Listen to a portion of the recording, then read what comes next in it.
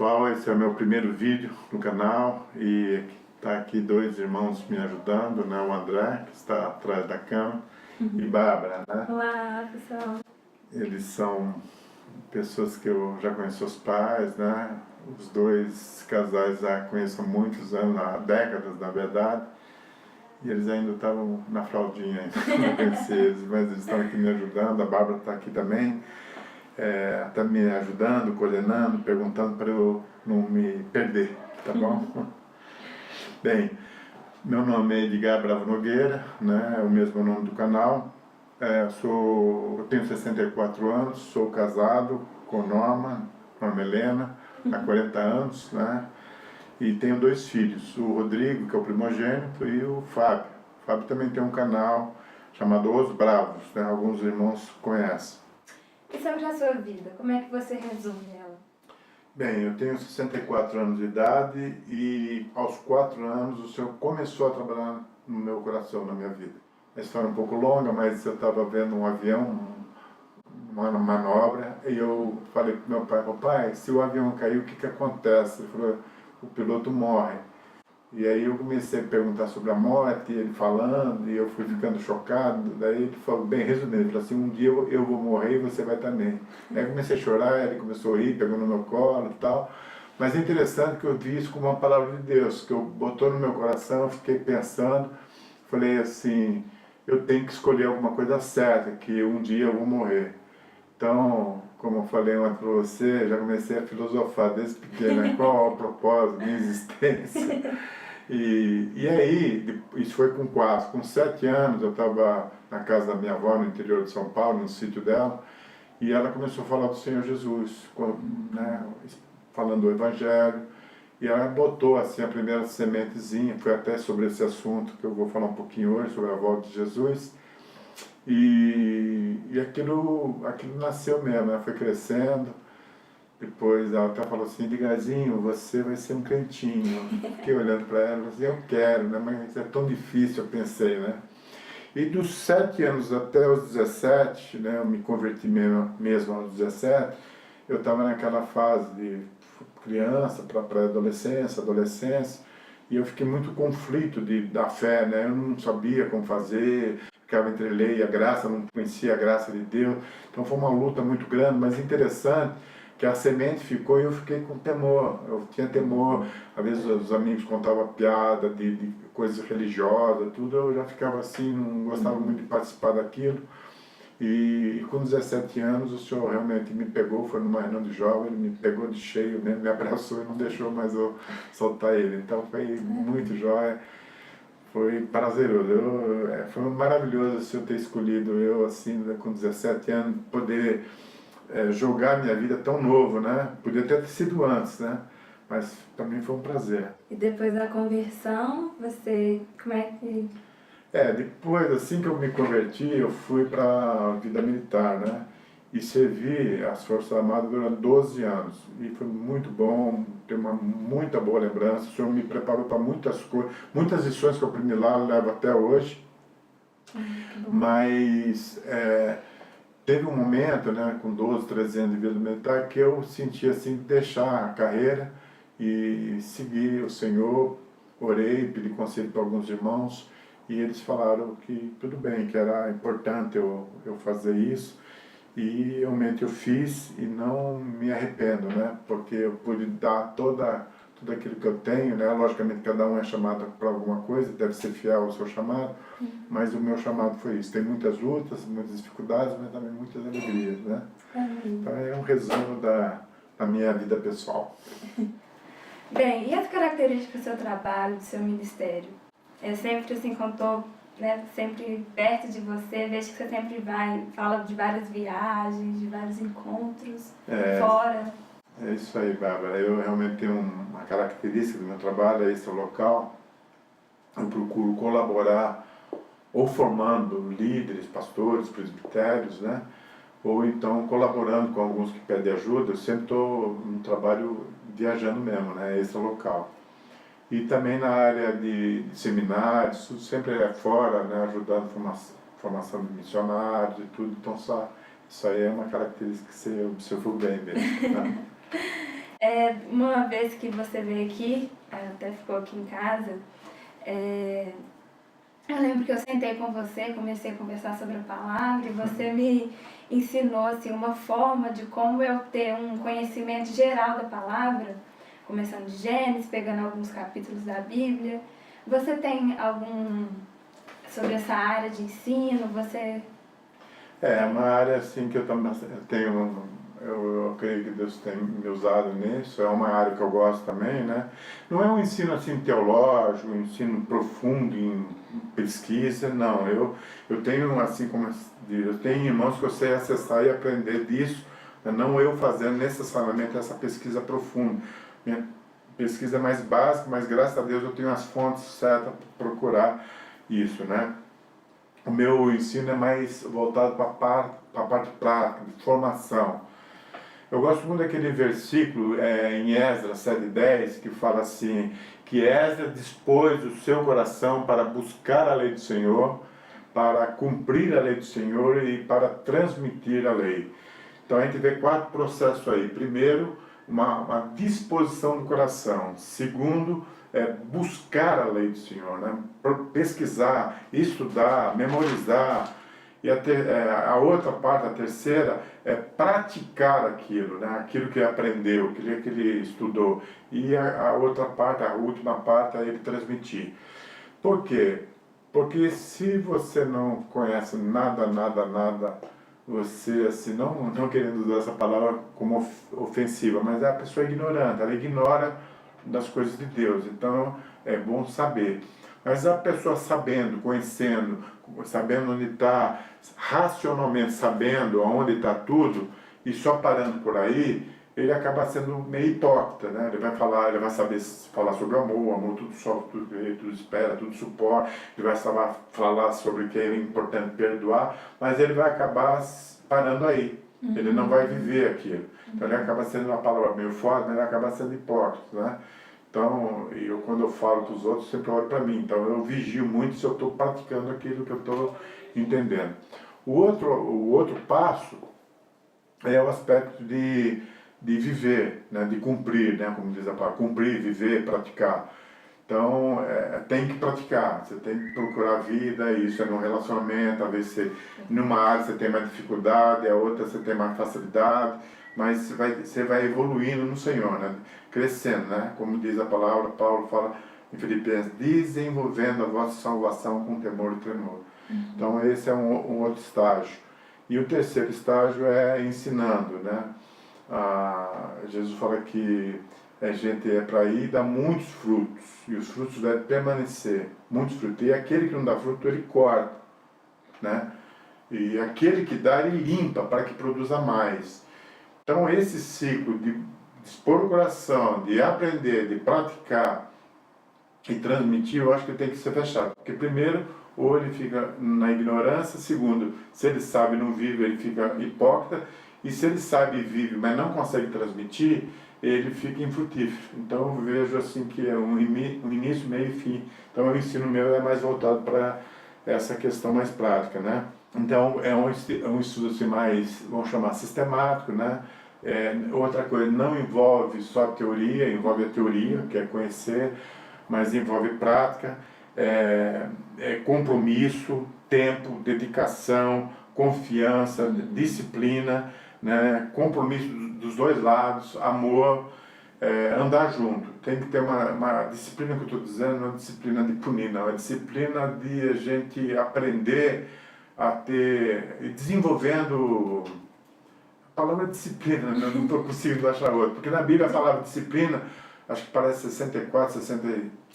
34, 36 vezes na Bíblia, e a maioria dela está relacionada a Deus e relacionada à disciplina no sentido de matéria, tá? Não está relacionada necessariamente à disciplina de punição, né? Então eu acho bastante importante isso, né? E o trabalho para mim também é prático, ele é relacional, mas esse trabalho relacional para mim é muito gratificante, né? É meio longo, meio difícil às vezes, leva anos, mas o fruto que eu vejo depois, para mim, me traz bastante alegria. Então esse é o aspecto do ensino que eu vejo, entendeu? E, assim, você tem um peso profético, assim, no seu ministério? Isso sempre tive, mas ultimamente, Bárbara, eu creio que tem sido mais, né, mais forte, porque principalmente de 7, 8 anos para cá, a minha comunhão com Deus tem aumentado muito. Alguém disse assim que hoje a gente tem que estar com a Bíblia com uma mão e com o jornal do outro, jornais e revistas, porque você tem que conferir em tudo que está acontecendo, e se você ficar desantenado com aquilo que está acontecendo, você perde até o feeling daquilo que Deus está falando. E eu tenho me dedicado, né, lá no meu desertozinho, lá em Teresópolis, mas eu tenho dedicado assim horas e horas para buscar isso. E está cada vez aumentando mais esse peso profético. Aliás, o principal motivo de fazer esse canal é por essa característica que o Senhor está florescendo cada vez mais forte, esse peso profético desses dias que antecedem a volta de Jesus, né? Sinceramente, nunca pensei em fazer isso por causa do meu trabalho local, o próprio discipulado, que é bastante abrangente na minha vida, mas é principalmente pelo peso profético, né? E esses dias que a gente está vivendo. E o objetivo do seu canal? Antes de falar dos objetivos, eu vou botar 7, tá? Mas eu queria, assim, resumir antes, são 2 palavras-chave, né? A palavra reino e a volta de Jesus. Aliás, Jesus vai vir para estabelecer seu reino. Bem, o Antigo Testamento fala sobre figuras. O Novo Testamento, o disco que estamos vivendo, fala sobre realidade. E a volta de Jesus fala da plenitude. Então, na verdade, a volta de Jesus vai ser estabelecer seu reino com plenitude, né? Então, essas são as 2 palavras-chave. Eu acho que ajustamento, alinhamento, vamos dizer assim, ajustamento. Primeiro, um ajustamento com o coração de Deus. Segundo, um ajustamento pessoal. Depois, um ajustamento da família. Depois, um ajustamento da própria igreja. Um ajustamento entre igreja e Israel. Um ajustamento com o mundo, sendo um contrário ao sistema do mundo e outro a favor, pregando, sendo testemunha para o mundo. E sobre esse ajustamento ao coração de Deus, você pode falar? Assim, bom, assim, resumir. Muitas vezes nós pegamos algumas características boas da reforma, né? Nós que somos reformadores, vemos na reforma do século XVI, mas nós pegamos muitos problemas, muitos vícios. Um deles é a forma de interpretação da palavra, né? Então, por exemplo, na hermenêutica, vamos chamar assim, se você perguntar para a maioria dos cristãos, ele vai falar assim: qual a sua expectativa? Que Jesus vai me levar para o céu, então se eu morrer antes eu vou para o céu. Está errada essa afirmação? Não está. Então tem 2 dimensões. A igreja, de forma geral, só vê a dimensão dos céus. Mas hoje a preocupação do coração de Deus não é ir para o céu. Ele fala, né? Ele fala muito de vir. A oração do Pai Nosso, né? Pai Nosso está no céu, seja feita a tua vontade, assim na terra como no céu. Venha o teu reino, né? Em Mateus 6 ele fala assim: buscai o reino de Deus em primeiro lugar e sua justiça. Então a gente vê, por exemplo, em Apocalipse, ele fala novos céus e nova terra, Jerusalém que desce do céu. Então não é deixar de ser verdade que se fala, mas eu vejo que não é completo. Existe a questão dos céus, mas existe uma questão muito também de ele querer trazer, né? Em Apocalipse fala, tabernacular conosco, ele quer vir morar aqui com novos céus e nova terra. E é uma coisa assim meio estranha para a maioria. Então eu acho que a gente tem que estar alinhado com o coração de Deus nesses dias que o Senhor vem, né? Você também falou de um outro aspecto que é ajustando a vida pessoal com Deus, né? Por exemplo, né, Paulo fala em 1 Tessalonicenses assim: o mesmo Deus de paz vos santifica em tudo, em vosso espírito, alma e corpo, sejam conservados íntegros e irrepreensíveis na vinda do nosso Senhor Jesus Cristo. Então, na vida dele, como é que tem que estar a nossa vida pessoal? No espírito, alma e corpo, santos e irrepreensíveis, seja conservados. Então a nossa vida tem que ser ajustada. Lá em Apocalipse 22, no finalzinho, fala: continue imundo na sua imundície e continue o santo a santificar-se. Então acho que o nosso coração tem que estar sendo preparado a cada vez mais a santificar. Tá? É um processo. Tá? É um processo que acontece, que eu creio que a igreja parece que está meio desapercebida, meio dormindo nessa hora, e ela tem que ser despertada. E o ajustamento da família com o coração de Deus. A família tem que se ajustar. Malaquias 4, de 4 a 6, não vamos pegar só o versículo 5 e 6, ele fala assim: antes que venha o grande e terrível dia do Senhor, ele converterá o coração dos pais aos filhos e dos filhos aos pais, para que eu não venha e fira a terra com maldição. O medidômetro, de maldiçômetro que vai ter na terra de maldição é a medida das famílias desajustadas. E nós vemos socialmente, a família, a ideologia de gênero, tudo isso que está acontecendo, a gente vê totalmente uma coisa fora da vontade de Deus. Então Deus quer converter o coração dos pais aos filhos, filhos aos pais. Isso naturalmente, espiritualmente, em todos os aspectos.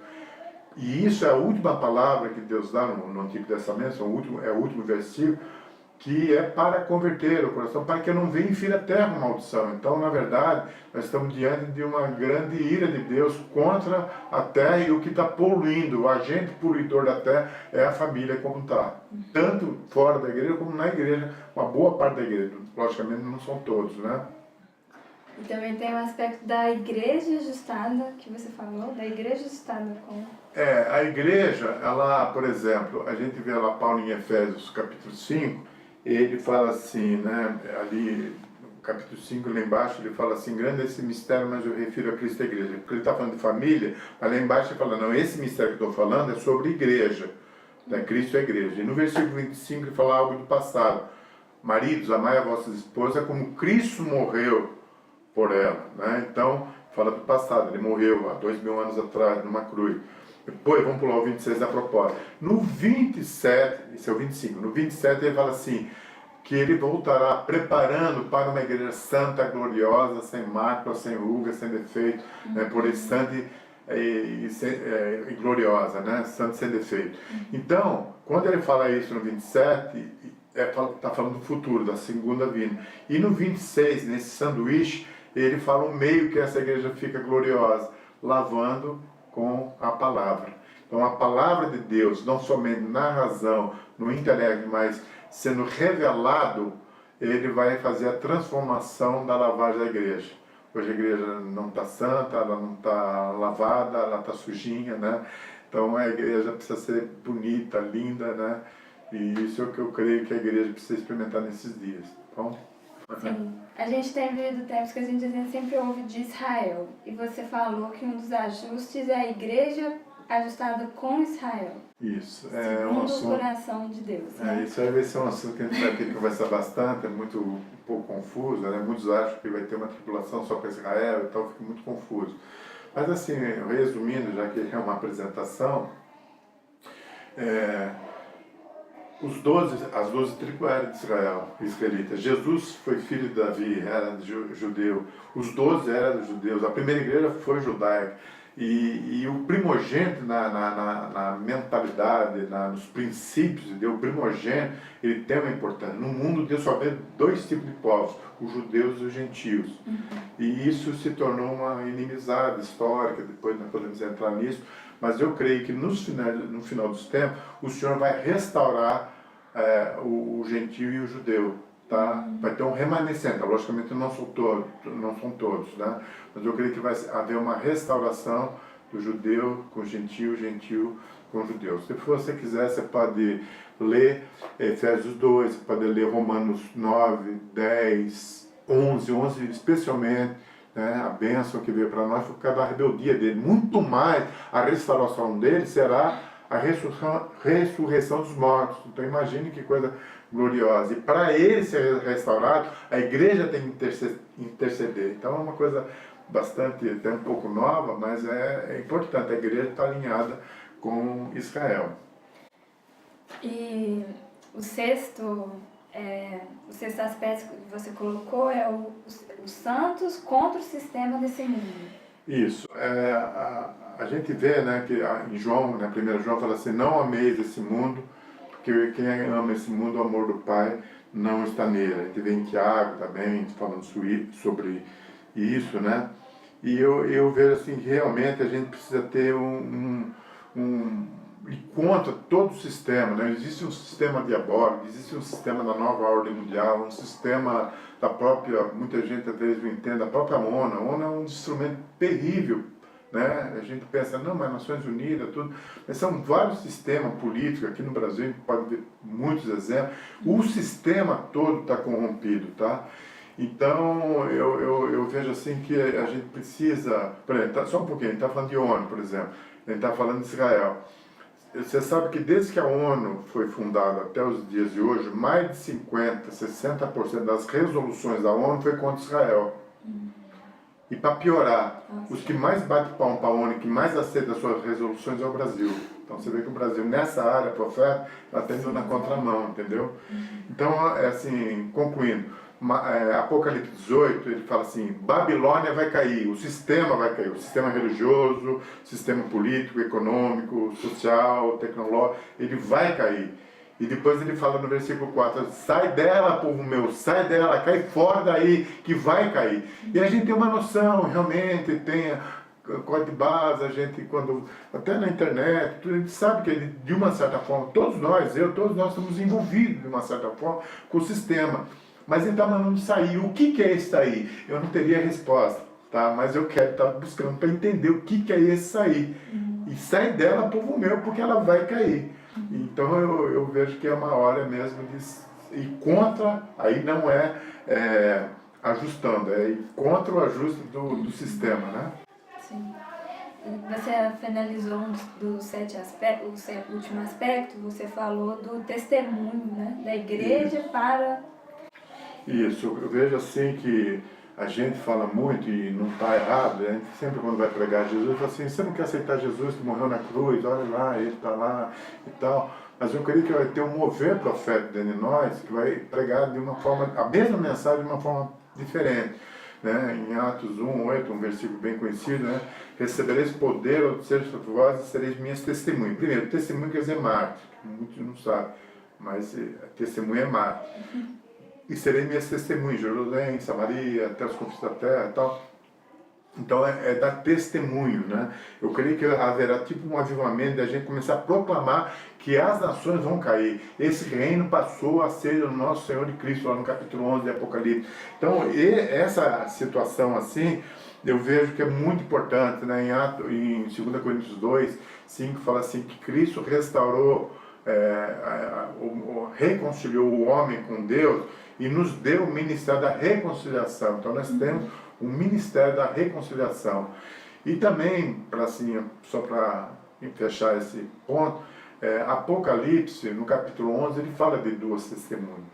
Alguns acham que são literais, né? A maioria, a grande parte, acha que é o ministério semelhante a Elias e Moisés.